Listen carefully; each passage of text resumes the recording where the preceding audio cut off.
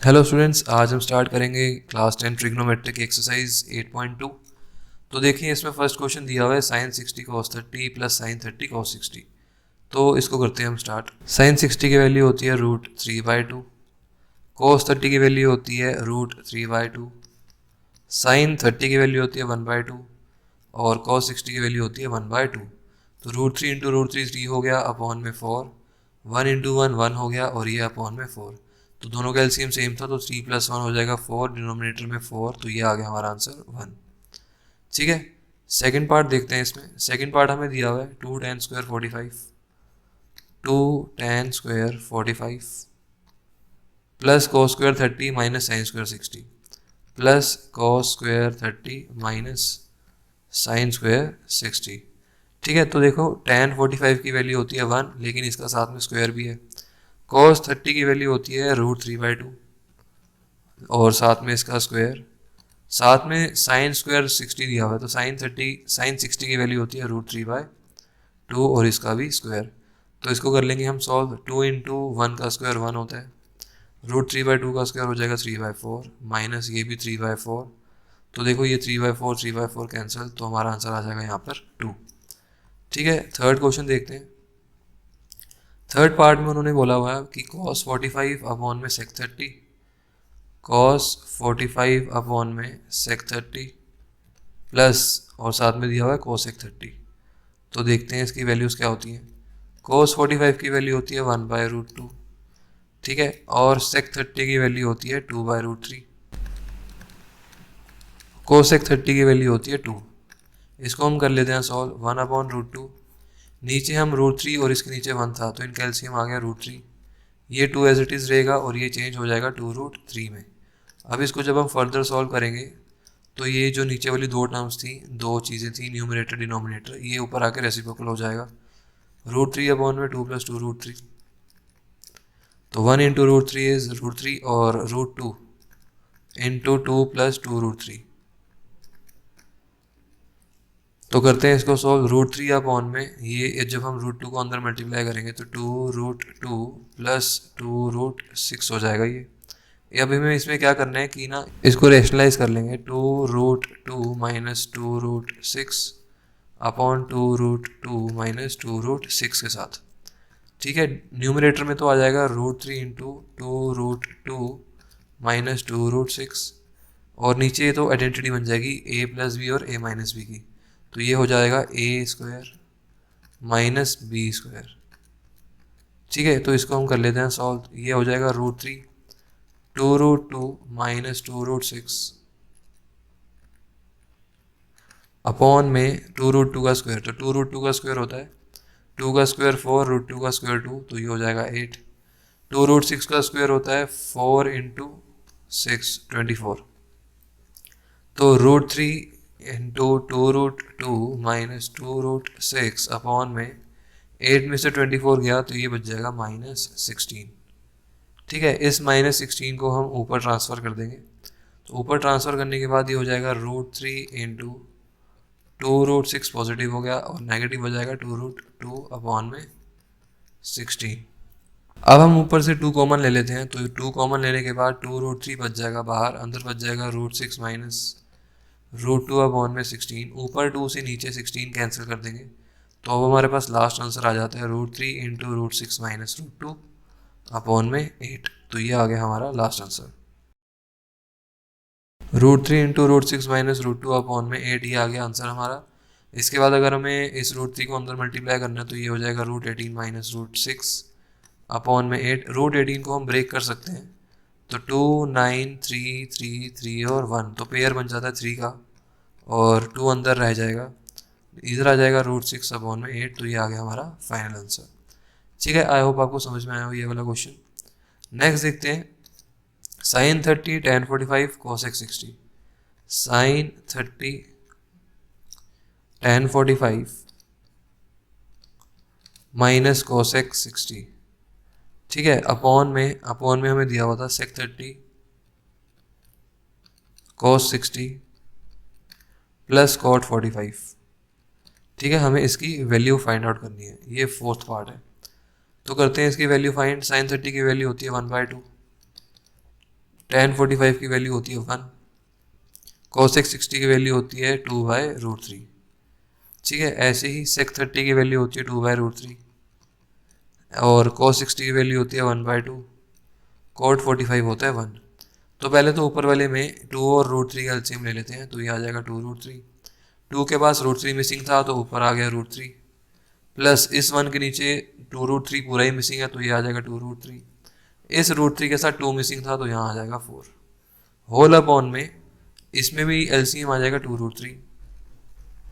First term में 2 missing था तो ये 4 बन जाएगा, सेकेंड टर्म में √3 मिसिंग था तो ये √3 बन जाएगा, थर्ड टर्म में पूरा का पूरा 2√3 ही मिसिंग था तो ये 2√3 बन जाएगा। ये दोनों कैंसिल हो गए। इसके बाद √3 माइनस 4 प्लस 2√3 अपॉन में √3 प्लस 4 प्लस 2√3, ये बच चुका हमारे पास। अब देखो √3 प्लस 2√3 है तो ये दोनों ने मिलकर 3√3 बनाया, साथ में -4, नीचे भी सेम √3 और 2√3 मिलकर 3√3 बनाएंगे और प्लस में 4। ठीक है, अब हम इसको कर देते हैं रेशनलाइज। तो रेशनलाइज करने के लिए 3√3 -4 और नीचे भी 3√3 -4 से करेंगे। ऊपर बन जाएगा 3√3 -4 का होल स्क्वायर और नीचे बन जाएगा 3√3 का square, a square minus b square की आइडेंटिटी, -4 का स्क्वायर। ऊपर हम इसका स्क्वायर ओपन कर देंगे तो a square plus b square -2a और साथ में b अपॉन में यहाँ पर a square minus b square की आइडेंटिटी लगी थी तो 3√3 का स्क्वायर हो जाएगा 3 का स्क्वायर 9 और √3 का स्क्वायर 3, तो ये हो जाता है 27। तो 27 माइनस 16, ठीक है, 3√3 का स्क्वायर हो जाएगा यहाँ पे 27, अभी हमने किया इसको ओपन, साथ में 16 माइनस 2 इंटू 4 8 होगा, 8 और 3 8 3 सा 24√3 अपॉन में 27 में से 16 जाएगा तो ये बच जाएगा 11। ठीक है, इसके बाद हम क्या करेंगे, 27 और 16 को कर लेंगे ऐड, ये हो जाएगा हमारा 43 माइनस 24√3 अपॉन 11, तो ये आ गया हमारा लास्ट आंसर। ठीक है, नेक्स्ट देखते हैं फिफ्थ पार्ट इसका। 5 cos स्क्वायर 60, 5 cos स्क्वायर 60 साथ में plus 4 sec square 30, sec square 30 minus tan square 45, minus tan square 45 upon में sin square 30 plus cos square 30। ठीक है, तो इनकी वैल्यूज पुट करते हैं।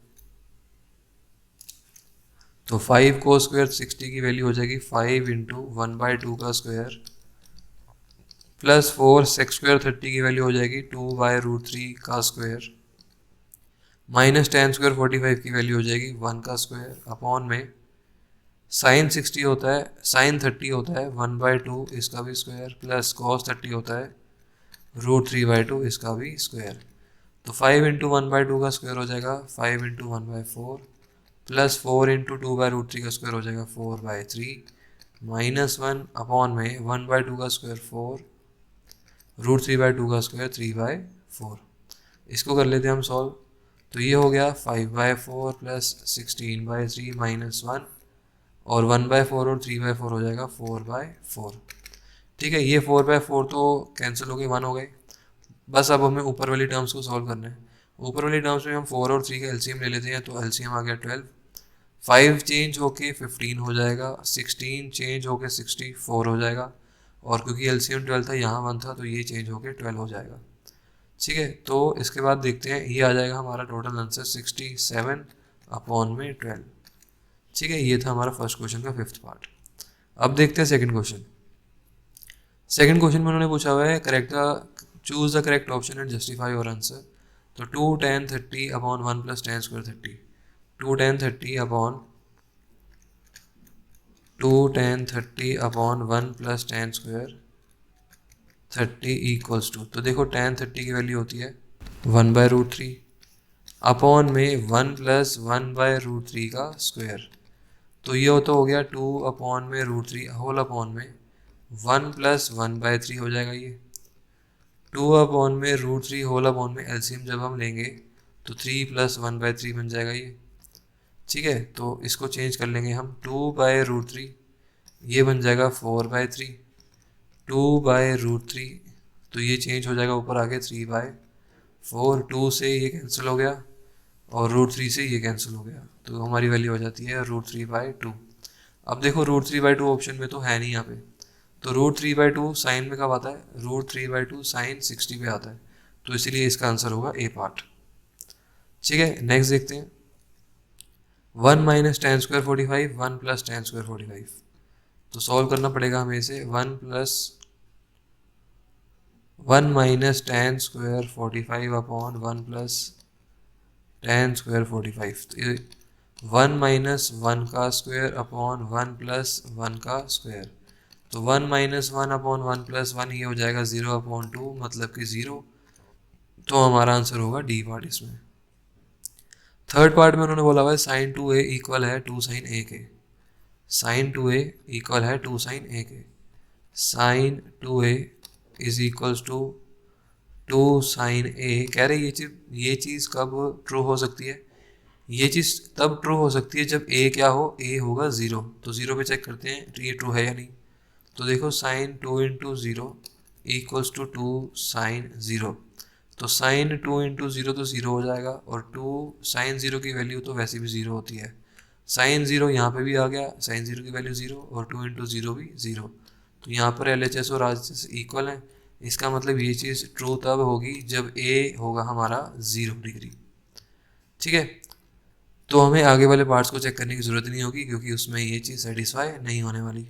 नेक्स्ट देखते हैं fourth part, 2 tan 30 upon 1 minus tan square 30, तो 2 tan 30 upon 1 minus 2 tan square 30, तो देखो tan 30 की वैल्यू होती है 1/√3 और नीचे आ जाएगा 1 माइनस 1/√3 का स्क्वायर, तो ऊपर तो बन जाएगा ये 2/√3 और नीचे बन जाएगा 1 माइनस 1/3, तो 2/√3 होल अपॉन में जब हम एलसीएम लेंगे तो एलसीएम लेने के बाद हो जाएगा 3 माइनस 1/3, 2/√3 इंटू ये ऊपर जाके ये 2/3 बना था तो ये बन जाएगा 3/2 और 2 से 2 कैंसिल और √3 से 3 भी कैंसिल, तो ये हमारा आंसर आ जाता है √3।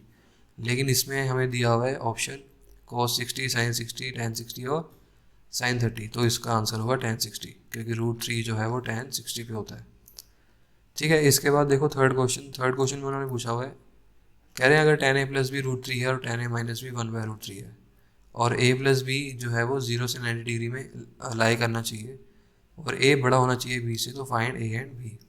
तो देखो tan a प्लस बी दिया हुआ है √3, इसको करते हैं solve, tan a plus b दिया हुआ है हमें √3 और tan a माइनस बी हमें दिया हुआ है 1/√3।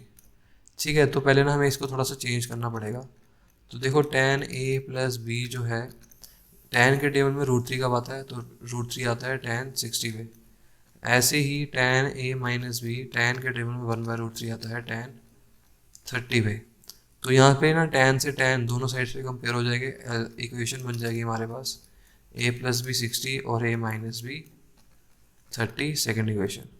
अब इन दोनों इक्वेशंस को ना हम एलिमिनेशन से सॉल्व कर देंगे और a और b की वैल्यूज फाइंड आउट कर लेंगे।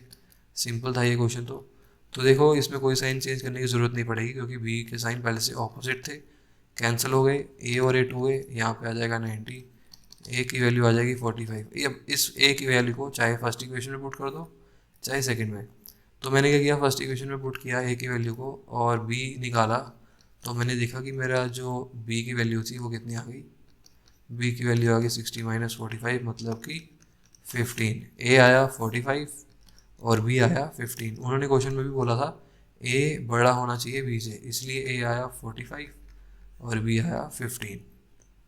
ठीक है, आई होप इतना आपको समझ में आया होगा। नेक्स्ट देखते हैं question number 4, true and false है। तो इसमें उन्होंने फर्स्ट पार्ट में पूछा हुआ है कि sine a plus b equal to sine a plus sine b हो सकता है या नहीं। तो देखो हमने क्या किया, लेट किया a जो है वो 30 है और b जो है वो 60 है, तो मैंने क्या किया साइन 30 प्लस 60 किया और दूसरी साइड पे रखा मैंने साइन 30 और साइन 60। तो देखो साइन 30 60 दोनों मिलकर 90 बनाते हैं और यहाँ पे साइन 30 जो है वो होता है 1/2 और साइन 60 जो होता है ये होता है √3/2।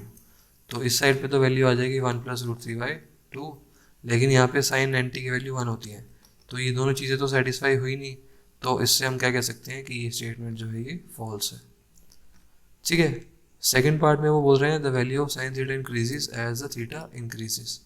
तो कह रहे हैं कि जो साइन की वैल्यू होती है, हमने जो टेबल बनाया था उसमें साइन 0 की वैल्यू 0 थी, साइन 30 की वैल्यू 1/2 थी, साइन 45 की वैल्यू 1/√2 थी, साइन 60 की वैल्यू थी √3/2 और साइन 90 की वैल्यू थी 1। कह रहे हैं इस बी पार्ट में उन्होंने बोला है कि the value of theta sine theta increases as the theta increases. कह रहे हैं साइन की वैल्यू इंक्रीज होती जाएगी जैसे जैसे थीटा इंक्रीज होता जाएगा। तो बिल्कुल सही है, ये साइन 0 पे 0 होता है, साइन 90 पे 1 होता है, तो इसका मतलब यही है कि साइन की वैल्यू इंक्रीज हो रही है। तो ये तो स्टेटमेंट ट्रू थी। अब थर्ड पार्ट में सेम क्वेश्चन है बिल्कुल, क्या the value of cos theta increases as the theta increases. तो जब हमने कॉस की वैल्यू निकाली थी तो कॉस की वैल्यू क्या थी 1 √3/2 1/√2 1/2 एंड 0। तो जैसे जैसे थीटा इंक्रीज हो रहा है वैसे वैसे इसकी वैल्यू जो है वो नीचे जा रही है, लेस हो रही है, तो इसलिए ये स्टेटमेंट हो गई फॉल्स। फिर फोर्थ पार्ट है, फोर्थ पार्ट में उन्होंने पूछा हुआ है कि sine theta equals to cos theta for all values of theta. तो देखो कह रहे हैं साइन और कॉस की वैल्यूज़ बिल्कुल सेम होती हैं कोई भी एंगल हो, तो ऐसा नहीं है सिर्फ 45 पे ही ये वैल्यू सेम होती है, बाकी कहीं पर भी ये वैल्यू सेम नहीं होती, ना ही 0 पे, ना ही 30 पे, ना ही 60, ना ही 90 पे। तो ओनली ये 45 डिग्री पे ही वैल्यू सेम होगी बस, तो इसलिए ये स्टेटमेंट भी जो है वो फॉल्स होगी। ठीक है, नेक्स्ट देखते हैं, ये स्टेटमेंट फॉल्स होगी। लास्ट है cot A is not defined for A equals to 0 degree. कह रहा है जब कॉट, तो कॉट 0 पे कितना होता है पूछ रहे हैं, कह रहा है कॉट 0 पे नॉट डिफाइंड होगा। तो हाँ ये तो बात बिल्कुल सही है, क्योंकि tan 90 जो है वो नॉट डिफाइंड होता है, अगर tan 90 नॉट डिफाइंड हुआ तो फिर तो कॉट 0 ही नॉट डिफाइंड होना चाहिए। तो ये स्टेटमेंट तो बिल्कुल इसकी सही थी। तो आई होप आपको ये चैप्टर समझ में आया हो, ये एक्सरसाइज समझ में आई हो। अगर आपको कोई भी डाउट है तो आप प्लीज़ डाउट कमेंट सेक्शन में पूछिए, या फिर आप हमें इंस्टाग्राम पे DM भी कर सकते हैं। एंड जो स्टडी मटेरियल आपको डिस्क्रिप्शन में प्रोवाइडेड है, and do subscribe to our channel. Thank you so much.